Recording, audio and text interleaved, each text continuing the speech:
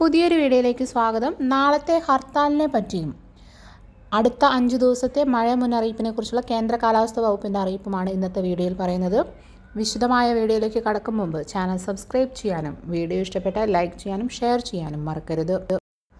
സംസ്ഥാനത്ത് മഴ മുന്നറിയിപ്പിൽ മാറ്റം.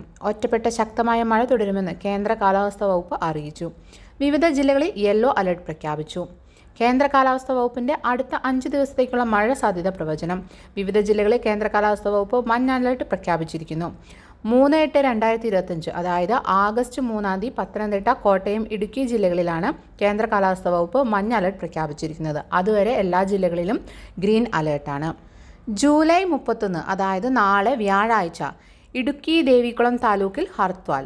ദേശീയപാത 85 നിർമ്മാണ വിലക്കിനെതിരെയാണ് ഹർത്താൽ. ദേശീയപാത കോഓർഡിനേഷൻ കമ്മിറ്റിയാണ് ഹർത്താൽ ആഹ്വാനം ചെയ്തിരിക്കുന്നത്. പ്രശ്നപരിഹാരം ആവശ്യപ്പെട്ട് 6 മൈൽ മുതൽ നേര്യമംഗലം വരെ ലോങ് മാർച്ചിനും കമ്മിറ്റി ആഹ്വാനം ചെയ്തിട്ടുണ്ട്.